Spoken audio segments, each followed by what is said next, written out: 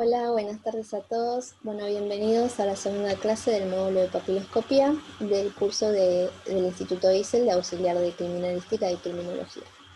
Bueno, eh, voy a proceder, como les dije, es la segunda clase, voy a proceder a compartirles la presentación de la clase de hoy, ¿sí? A ver, les comparto.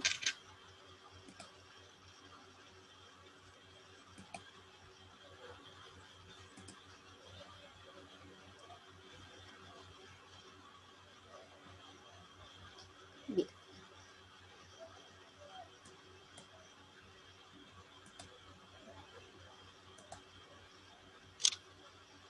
Bueno, como les comenté, es la segunda clase del módulo de papiloscopía, ¿sí?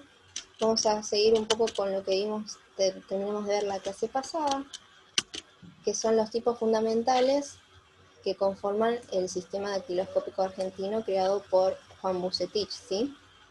Acuérdense que tenemos el arco, la presilla interna, la presilla externa y el verticilo, ¿sí? Arco carece de delta, presilla interna posee un delta del lado derecho del observador, presilla externa posee un delta del lado izquierdo del observador y verticilo posee dos deltas opuestos o más, ¿sí? Ahora vamos a ver todo lo que es las características de cada tipo fundamental. Tenemos, bueno, como les comenté, el tipo fundamental, el arco, ¿sí? Que es todo dactilograma carente de conformación déltica, es decir, que no posee delta, y puede presentarse de manera pura o de forma impura, ¿sí? Se denomina arco puro, llano o simple a todo dactilograma carente de delta, como les nombré anteriormente, y que presenta sus líneas o crestas papilares en forma transversal, ¿sí? Con algunas curvas paralelas entre sí, como se puede observar en la imagen, que tiene de forma transversal y curvas paralelas. Tenemos lo que se denomina arco impuro, que es todos aquellos arcos que no se encuentran comprendidos dentro de la definición de puro, ¿sí? Y en estos dactilogramas las líneas o crestas papilares se presentan conformando diferentes dibujos, ¿sí? Dibujos variados. Se pueden adoptar algunas de las siguientes formas, como dice acá, que pueden ser piramidal alto o piramidal bajo, puede ir con inclinación a la derecha, con inclinación a la izquierda, puede ser de forma piniforme, angular o quebrado, o con pseudo delta. ¿Sí? Tenemos lo que es el arco piramidal, que es todo dactilograma carente de delta, cuyas líneas centrales ascienden adoptando la forma de una pirámide, ¿sí? Es decir, su figura poligonal con al menos dos caras de aspecto más o menos triangulares, ¿sí? Puede ser arco piramidal alto o arco piramidal bajo. Como se puede observar, esta forma alto o bajo. Luego tenemos el arco con inclinación de líneas, que puede ser con inclinación de líneas hacia la izquierda o inclinación de líneas hacia la derecha. Es todo dactilograma carente de delta, así como todo arco, y cuyas líneas presentan ostensible caída hacia la derecha o hacia la izquierda. Obsérvese la figura ubicada a la izquierda, que las líneas caen hacia la izquierda también. Líneas caen hacia allá. O por el contrario, la figura ubicada a la derecha, que presenta sus líneas con inclinación hacia la derecha. Hacia allá. Siempre tomando en cuenta el centro del dactilograma, ¿sí? Tenemos lo que es arco anular o quebrado, que es todo dactilograma carente de delta, cuyas líneas centrales son transversales, elevándose con marcada curvatura o ángulo, ¿sí? Tenemos las líneas transversales con marcada curvatura o ángulo, como se puede observar acá. Luego tenemos el arco piniforme, que es todo dactilograma carente de delta, cuyas líneas centrales adoptan forma de omega, ¿sí? Es decir, es una figura geométrica de poca altura, formado por una línea curva, redondeada, que tiene una base trunca, con una marcada concavidad hacia la derecha y hacia la izquierda, ¿sí? Como se puede observar acá.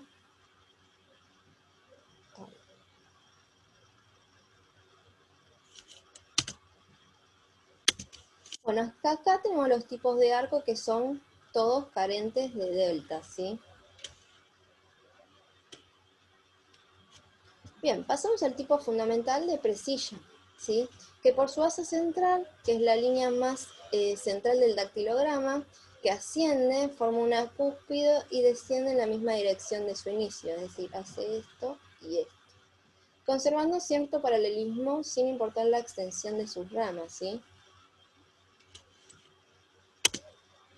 Bien, la presilla interna es todo dactilograma que presenta uno, dos o más deltas a la derecha del observador y pueden presentarse a sí mismos de forma pura o impura también. Tenemos lo que es la presilla interna pura, que se denomina así a todo dactilograma, que presenta un solo delta a la derecha del observador, y las líneas o crestas papilares que conforman la región nuclear entran y salen por el lado opuesto conformando un haz central de recorrido normal, ¿sí? Delta a la derecha del observador, uno solo, presilla interna pura, asa central, ¿sí? Que conforma central un recorrido normal. También tenemos lo que son las presillas internas impuras, que se los denomina así a todos los tipos de presilla interna que no se encuadran dentro de la definición de pura y las cuales se pueden presentar de dos posibilidades diferentes.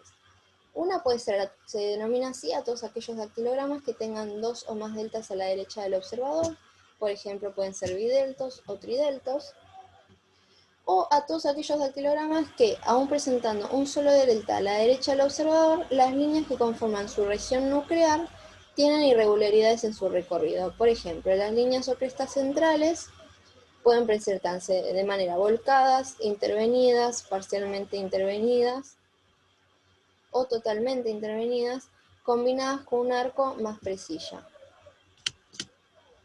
Bien. La presilla externa, ¿sí? Es todo dactilograma que presenta uno, dos o más deltas, pero a la izquierda del observador, ¿sí? Pueden presentarse también de forma pura o de forma impura, respondiendo a las mismas características que se describieron en lo que es una presilla interna, pura o impura, ¿sí?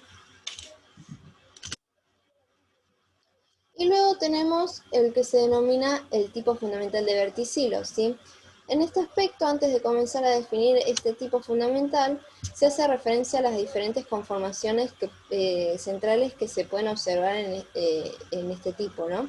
Que es el verticilo, las cuales se encuentran ubicadas en la región nuclear del dactilograma y que resulta de la limitación de los dos deltas opuestos de este tipo fundamental.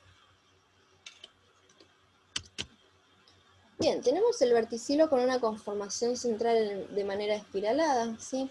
Es decir, que las líneas que la conforman son curvas y se alejan girando de un punto central con cada vuelta denominada espira, es decir, va de manera espiralada. Como se puede observar en la imagen 31, 32 y 33, con una evolución hacia la izquierda, una evolución hacia la derecha y una de forma alargada, espiral alargada. Ya se puede observar hacia la izquierda, hacia la derecha, de manera alargada.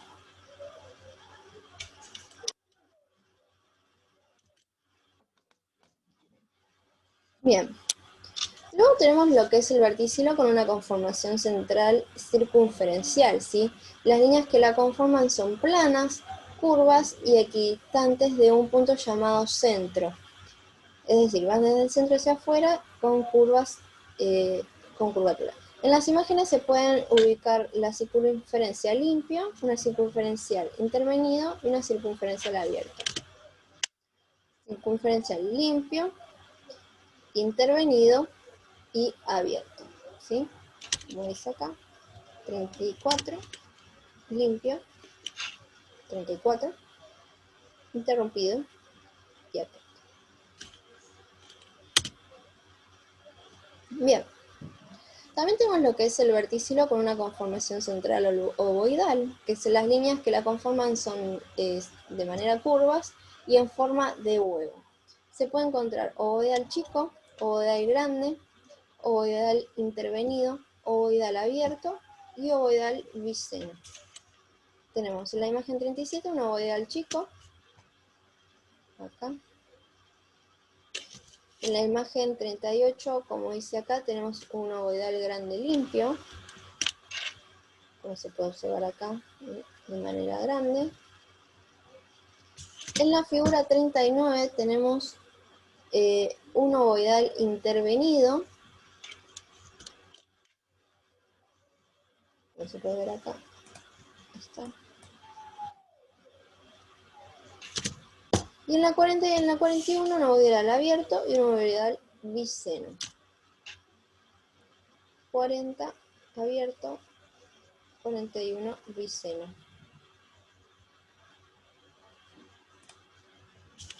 Bien. Luego tenemos también el verticilo con una conformación central sinuosa, donde las líneas que lo conforman se presentan con ondulaciones, es decir, así, o con recodos, es decir, con ángulos o curvas cerradas donde se produce un cambio de dirección. Puede ser sinuosidad simple, como es en esta parte, que tiene un cambio de dirección. ¿Sí? Las ondulaciones o recodos no permiten una composición, es decir, lo forman con pocas líneas, en lo que es una sinuosidad central simple, y puede ser sinuosidad central simple de izquierda o sinuosidad central simple de la derecha. Acá tenemos a la derecha y acá tenemos a la izquierda.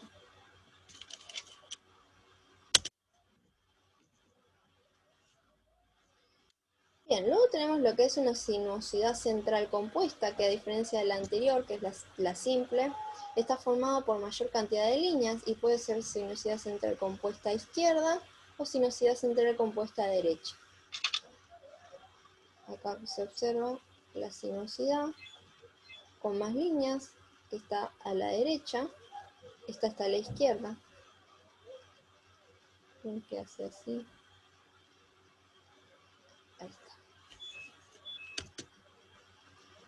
También tenemos el verticilo con una sinuosidad central angulosa, donde las ondulaciones o recodos se presentan con formaciones angulosas cercanas a uno de los deltas del dactilograma. ¿Sí? Puede ser a la izquierda o a la derecha. En este caso es a la izquierda y es sinuosidad central angulosa. ¿Sí? Como acá tenemos uno y acá tenemos otro. Y esta a la derecha, acá tenemos uno y acá tenemos otro. Sinuosidad más angulosa. Tenemos sinuosidad central ganchosa simple y sinuosidad ganchosa compuesta, que la diferencia de estos radica en que el sector central de las líneas presentan una forma de gancho o garfio, ¿sí? Tenemos sinuosidad ganchosa simple a la derecha, se ve acá, tipo ganchoso, y acá a la izquierda.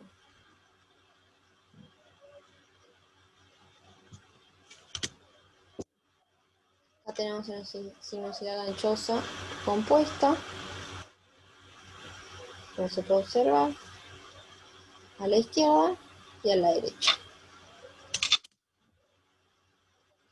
También el verticilo puede tener una sinuosidad alargada, donde las líneas que forman las ondulaciones se presentan más largas que anchas y pueden presentarse en forma de sinuosidad central alargada o sinuosidad angular alargada. Acá tenemos una sinuosidad central alargada derecha, ¿sí? Y acá tenemos una sinuosidad alargada a la izquierda. En esta tenemos una sinuosidad angular alargada derecha y acá sinuosidad angular alargada izquierda. También puede haber una sinuosidad independiente, donde la misma se encuentra de manera independiente de composición al no permanecer dentro de los deltas, o sea, perdiéndose en el limbo derecho o izquierdo. ¿Sí? Los deltas se encuentran uno acá y otro acá, y la sinuosidad se encuentra de esta forma y se pierde, no se encuentra dentro del delta, ¿sí? También tenemos lo que se denomina el verticilo que el mismo estridelto, que es todo dactilograma que siendo verticilo posee más de 2 deltas opuestos, sin importar la cantidad que tengan, siempre se denominan trideltos, ¿sí? Puede tener más de 3 y denominarse trideltos también. Bien, con toda esta información que se vio de los tipos fundamentales sobre la conformación central de los verticilos, el mismo se puede definir que es todo dactilograma que presenta 2 o más deltas, al menos, y teniendo al menos 2 deltas opuestos, ¿sí? Los verticilos también están de forma pura o impura, ¿sí? Se denomina verticilo puro a todo dactilograma que presenta 2 deltas opuestos y se encuentran enfrentados. También se denomina verticilo impuro a todo verticilo que se encuentra dentro de la definición, que no se encuentra dentro de la definición de puro, ¿sí? Entonces, y pueden ser de dos maneras los verticilos impuros. Tenemos aquellos dactilogramas que posean 2 deltas opuestos pero no se encuentran enfrentados, y aquellos dactilogramas que posean más de 2 deltas con al menos 2 deltas que se encuentran de manera opuesta. Bueno, como vimos en principio también en la clase anterior, un poquito que estuvimos avanzando, tenemos lo que es la simbología de la clasificación de los tipos fundamentales. Acuérdense que, bueno, tenemos los tipos fundamentales que son el arco, la presilla interna, la presilla externa y el verticilo, ¿sí? Y para nombrar o clasificar el dactilograma del dígito pulgar se utiliza lo que es la letra, y para determinar o clasificar el dactilograma de los demás dígitos restantes se utiliza los números.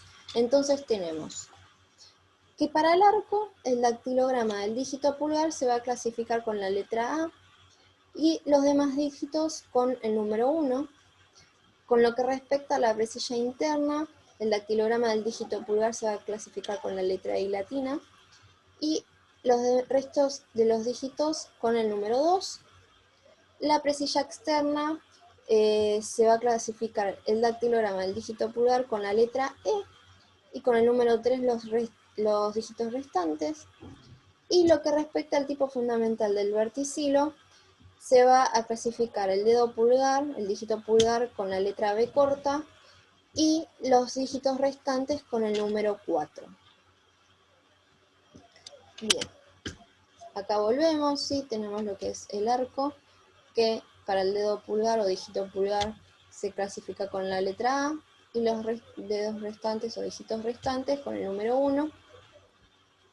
Tenemos luego lo que es la presilla interna, que se encuentra el delta a la derecha del observador y se clasifica con la letra I para el dígito pulgar y los dígitos restantes con el número 2. Tenemos lo que es la presilla externa, ¿sí? Que tiene el delta a la izquierda del observador y se va a clasificar con el dígito pulgar, con la letra E, y con los dígitos restantes con el número 3. Y por último, el tipo fundamental del verticilo, que posee 2 o más deltas o al menos 2 opuestos, se va a clasificar el dígito pulgar con la letra B corta y el resto de los dígitos con el número 4. Bien, acá podemos observar que con el dedo pulgar se obtiene la serie y con los restos de los dígitos se obtiene lo que es la división, ¿sí? Entonces, para la clasificación, tanto de la mano derecha como de la mano izquierda, en una ficha dactilar, se va a utilizar con el dedo pulgar, con la letra, y los restos de los dígitos con los números, según el tipo fundamental que corresponda, ¿no? Bien, lo que respecta con el sistema dactilar argentino, sí, lo que hizo Bucetich en base a sus métodos, la policía bonaerense inició en el año 1891, por primera vez en el mundo, ¿sí? Se realizó lo que es el registro dactiloscópico de las personas, gracias a esta clasificación que realizó Juan Bucetich. Bien, Este registro se llevó a cabo por medio de fichas dactiloscópicas, ¿sí? Fichas de cada dactilar, donde se colocan las impresiones digitales de la mano derecha y luego de la mano izquierda.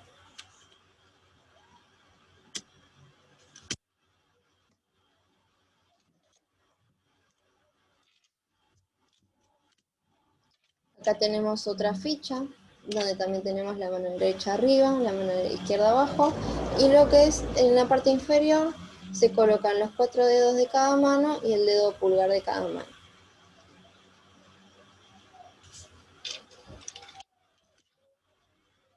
Bien, en Argentina hay un caso denominado el caso de Francisca Rojas, que ocurrió en el año 1892, que a partir de acá, gracias a Bucetich, se pudo realizar lo que es la identificación por medio de los rastros papilares, ¿sí? Este caso ocurrió el 29 de junio del año 1892, como les comenté. Francisca Rojas, que en ese momento tenía 27 años, mató a sus 2 hijos en la localidad de Necochea. Uno de sus hijos, el más grande, que se llamaba Ponciano Carballo Rojas, tenía 6 años, y su hija menor, Teresa, tenía 4 años. Ambos fueron brutalmente asesinados en su casa. Francisca trató de disimular un ataque cortándose su propia garganta y luego culpó de ambos homicidios a su vecino Pedro Ramón Velázquez. Esta persona, Velázquez, no confesó haber cometido ambos crímenes, por lo que los investigadores policiales necesitaban encontrar pruebas fehacientes e incriminantes, ¿sí?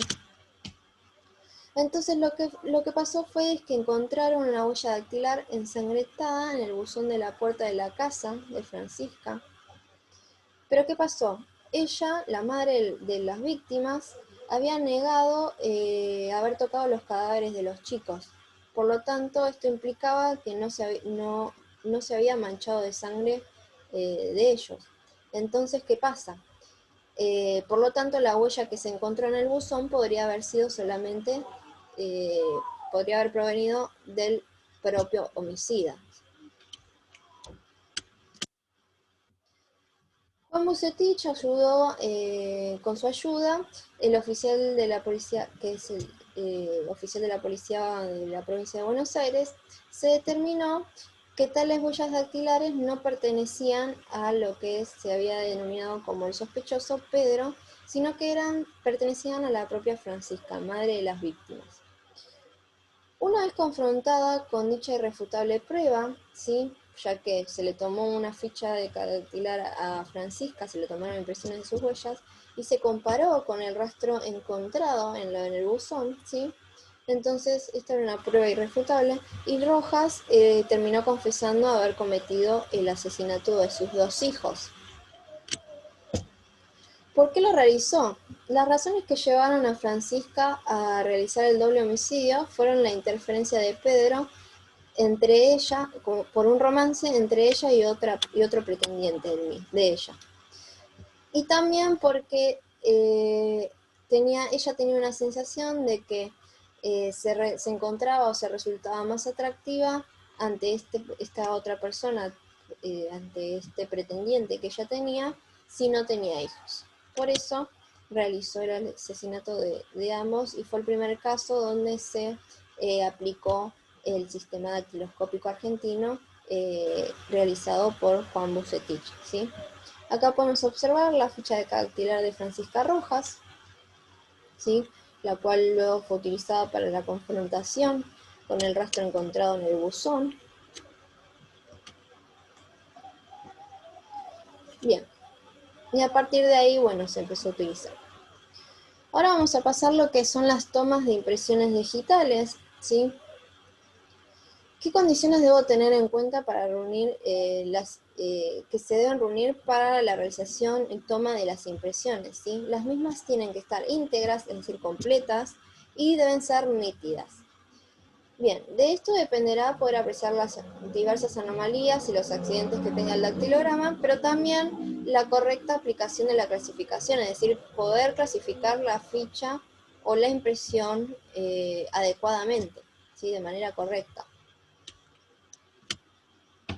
¿Qué elementos tengo que necesitar que son necesarios para la toma de impresiones? ¿Sí? Debo tener un madero acanalado, debo tener una planchuela para poder entintar los dígitos, ¿sí? Debo tener un rodillo de gelatina o de caucho, debo tener la tinta, las fichas dactiloscópicas donde realizar la impresión y elementos necesarios para poder limpiar las manos y para el aseo de las manos de la persona que se va a identificar y para la limpieza también de los mismos elementos que se utilizan para la toma de impresiones, ¿sí? Bien, las técnicas de aplicación. Primer paso, el operador depositará una primera cantidad de tinta sobre la planchuela, ¿sí? Batiéndola con el rodillo, ¿sí? Hasta que se haya extendido uniformemente. Es decir, está la planchuela, el rodillo va extendiendo la tinta uniformemente. Seguidamente, y con el mismo rodillo, se procederá a cubrir la planchuela con una delgada capa de tinta. Luego, se tomará esta última con la mano izquierda, es decir, con mi mano izquierda agarro la planchuela por su agarradera y haciéndolo colocar a su derecha a la persona a identificar. Es decir, a mi derecha tiene que estar la persona que le voy a tomar las impresiones. Se comenzará a entintarle sus dedos a partir del pulgar derecho, continuando con los dedos restantes de la misma mano, y luego se procederá en el mismo orden con la mano izquierda.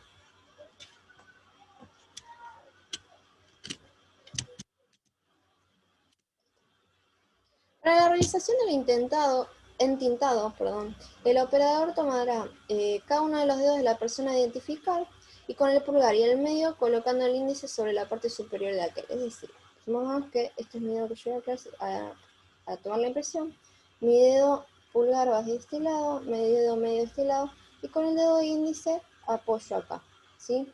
Y agarro el dedo para luego realizar el movimiento que necesito para la toma de impresión. Bien, dice, con los dos primeros los sujetará y con los restantes ejercerá la presión mínima necesaria para la planchuela, haciendo un ligero movimiento rotativo que tendrá por finalidad teñir completamente y en forma pareja la yema de los dedos desde el pliegue interfalangio hasta la parte inferior. Si de acá hasta acá, entito mis dedos, con dedo pulgar, dedo medio y el índice para ejercer la presión necesaria, y de manera rodada entinto cada dedo. Bien, la forma de tomar las impresiones. Se pueden tomar las impresiones de forma rodada, ¿sí? Que para utilizar esta técnica se debe colocar la ficha sobre la parte lisa del madero, ¿sí? Se apoya el dedo lateralmente y haciéndolo girar hasta alcanzar el lado opuesto. Es decir, esta es la ficha del madero, este es el dedo de entintar, supongamos que me lo están agarrando a mí con el dedo pulgar, el dedo medio del índice, y el movimiento rodado es así, ¿sí? Sobre el madero apoyo la ficha, ¿no? Donde voy a colocar las impresiones. Movimiento así.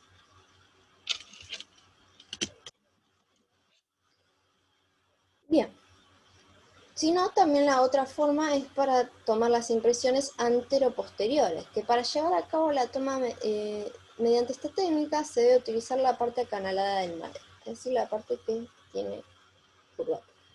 Se apoya sobre el mismo la ficha dactiloscópica y previamente doblada en su parte media, seguidamente se procede a tomar la impresión de cada dedo en la casilla correspondiente. Esto es muy importante, siempre tomar la casilla que corresponde, si no después no se puede establecer identidad.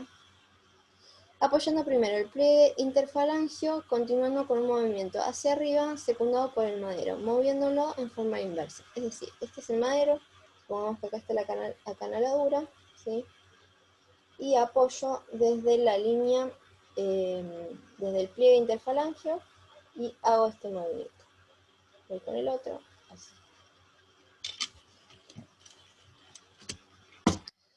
Las recomendaciones a tener en cuenta para la toma de impresiones es que cuando se utiliza demasiada tinta, se va a obtener como resultado una mancha negra, va a ser una huella ilegible, ¿sí?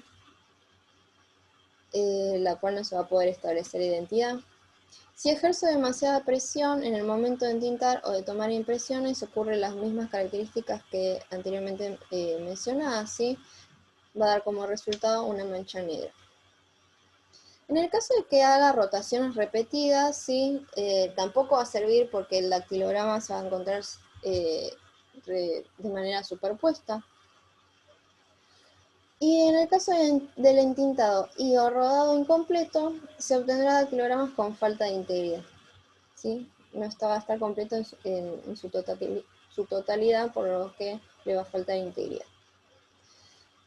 También la impresión errónea en el casillero correspondiente, de ocurrir este error y no ser advertido por el identificador, motivará la imposibilidad de establecer identidad física del identificador. Es decir, si yo pongo mi dedo pulgar en el casillero que corresponde al dedo índice, no voy a poder establecer identidad, ¿sí? También se realizan tomas de impresiones en lo que son los cadáveres. En el caso de que no se pueda realizar de la propia mano, se realiza lo que es el guante, ¿sí? Que se lo coloca al operador y realiza las tomas de impresiones del óbito. Acá terminamos lo que es la presentación, pero ahora muchas gracias, pero ahora voy a proceder a mostrarles unos videos de las tomas de impresiones para que se pueda entender mejor al visualizarlos, ¿sí? Voy a dejar de compartirles acá y les voy a compartir lo que son los videos.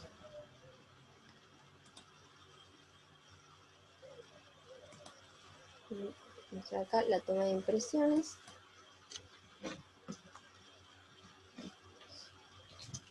Ahí se puede visualizar bien. A ver si puedo poner.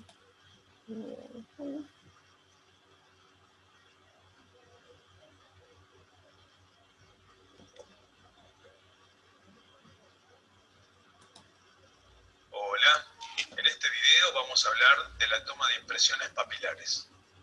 Para ello, los elementos que vamos a utilizar van a ser una planchuela donde se va a distribuir la tinta para la toma, también un rodillo que va a servir para esparcir dicha tinta a lo largo de esta planchuela, que posteriormente nos servirá para el entintado de cada uno de los dedos de la persona que vamos a identificar.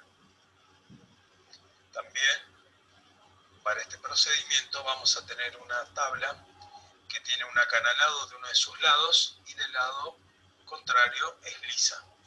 Esto nos va a servir para los procedimientos de toma de impresiones antero-posterior y también rodada. Esta es una ficha decadactilar que tiene diferenciado cada dedo de la mano para la toma de las impresiones. Para una toma de impresión antero-posterior se tiene que amoldar dicha ficha al acanalado de la tabla para una toma correcta.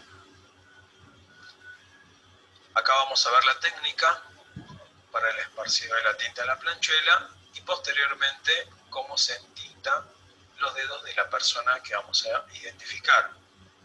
El operario siempre tiene que estar del lado izquierdo de la persona y empezar por el entintado de su mano derecha, que se va a corresponder con la ficha decadactilar en la parte superior, mano derecha, luego la mano izquierda, tomando el recaudo de que el brazo esté por debajo del brazo derecho del operador.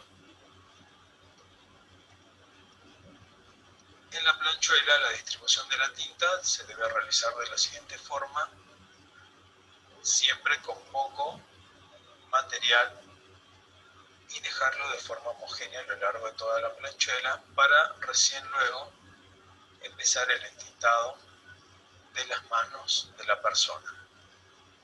Siempre empezamos por la mano derecha,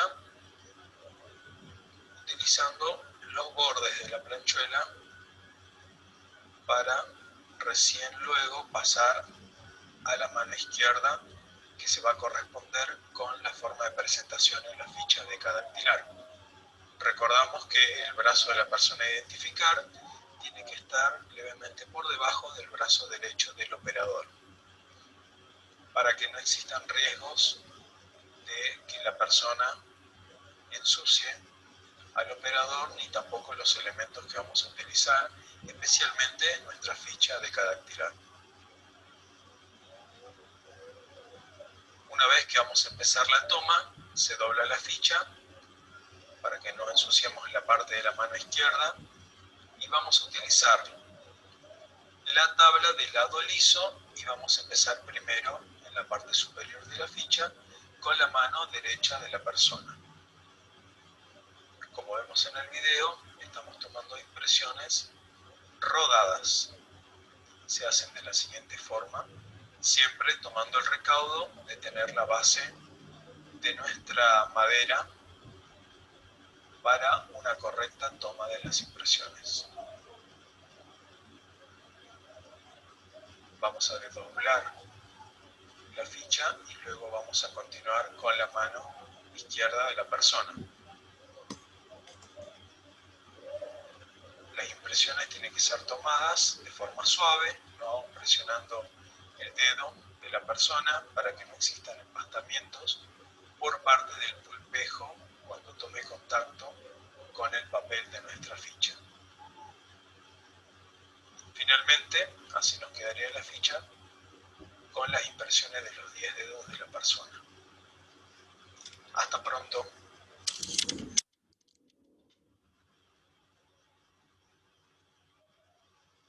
Bien, acá podemos ver cómo se toman las impresiones. Hola.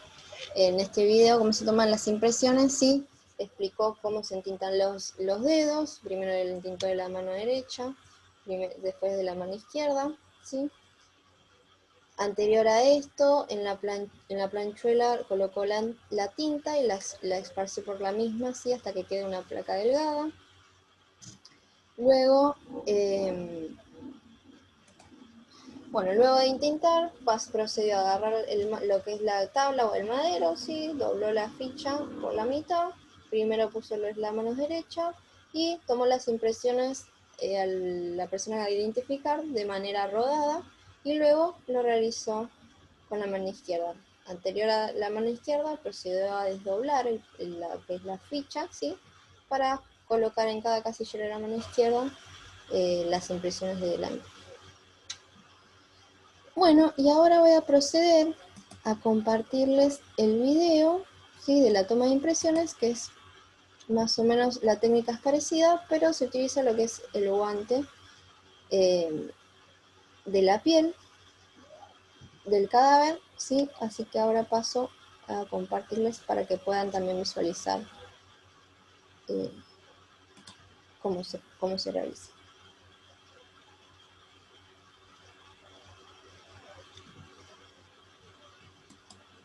El guante epidérmico.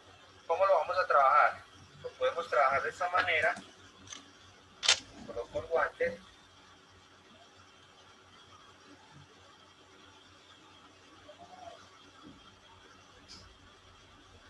En su totalidad.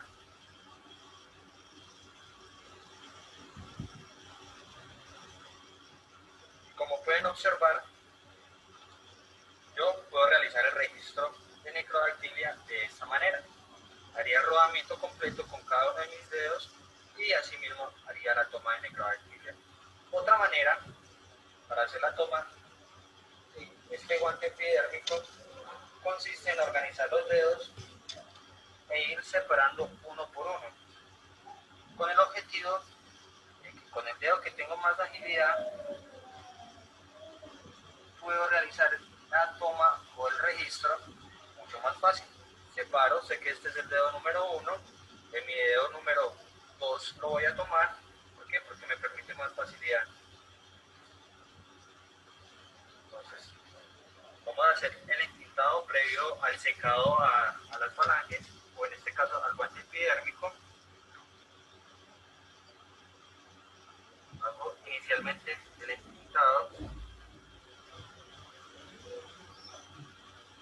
Como podemos observar,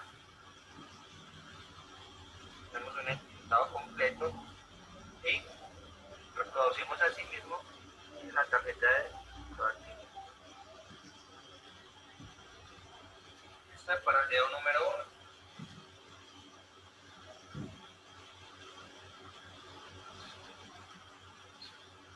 Dedo número 2.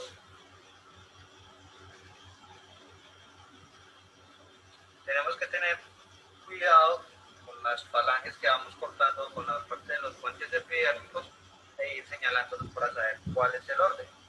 El dedo número 2, observamos que se acopla más porque el dedo número 1 era mucho más grande. Acá se acopla perfectamente y hacemos lo mismo.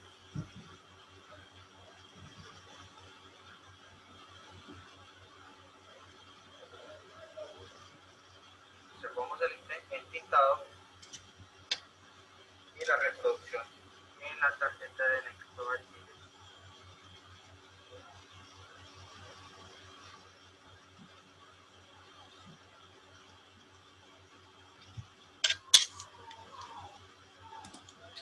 Siempre va a dar con el guante epidérmico. ¿Cómo lo vamos a trabajar?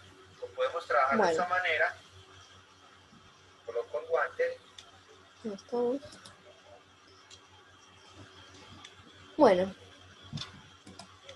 acá lo que realizó con el guante de la piel del cadáver, tomó las impresiones, se lo colocó como si fuera un guante, ¿sí? Un guante completo, o si no, de cada dígito, y tomó las impresiones con su mano, ¿sí? Pero de la misma forma, la realizó de manera rodada. Bueno, hasta acá los dejo, les dejo de compartir, ¿sí? Y doy por finalizada lo que es la clase de hoy. Nos vemos la próxima clase y que terminen bien la semana. Chau, chau, saludos.